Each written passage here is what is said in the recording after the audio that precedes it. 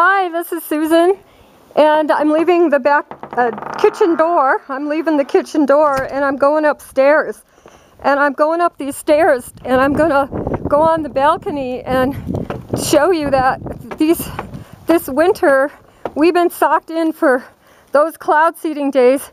See, the snow is starting to melt, and this is our backyard.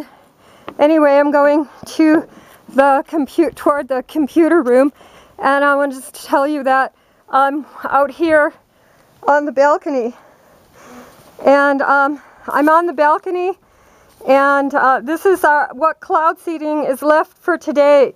Though we have some sun, this is the cloud seeding that is left today.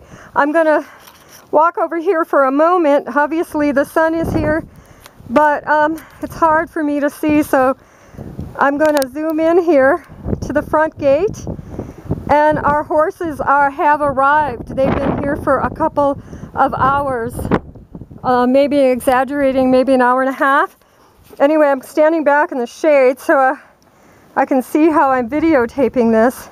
I just called the Animal Protection New Mexico, and I called the Livestock Board, Gary Mora, and I've left a message for Byron Murphy of the Livestock Board also.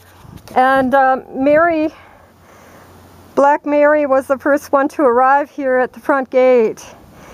And these horses are not being fed. These horses would not be here if they were being fed up there in the southwest corner by where the Oteros live.